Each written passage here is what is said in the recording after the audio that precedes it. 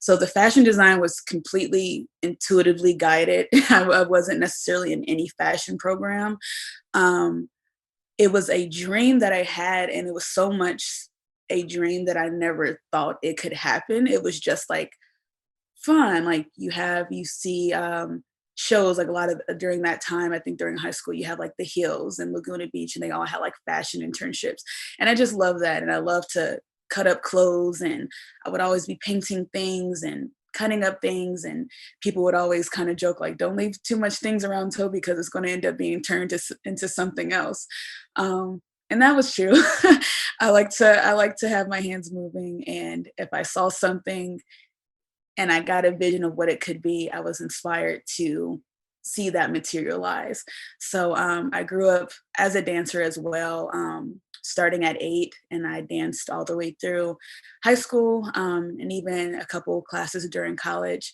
And I bring that up just because I think that is when that gave me space to really connect with my body, and build a relationship with my body. And so that relationship is something that is um, imperative for my work today, not because I'm doing dance work, but because a lot of it is me staying in tune with myself, knowing myself and noticing myself.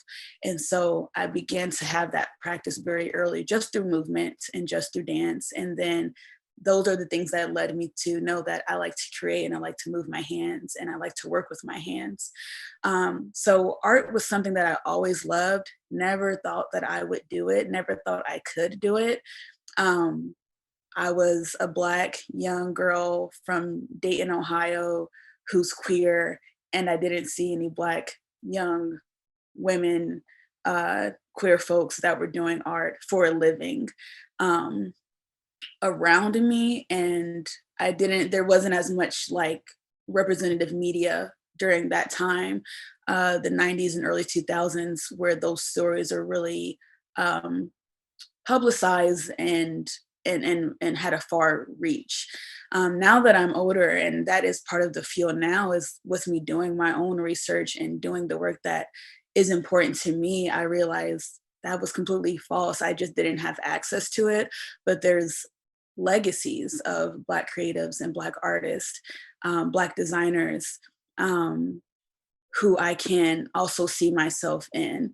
And that also helped to inspire me to, I guess it just helped me to drop that story that I couldn't be what I wanted to be.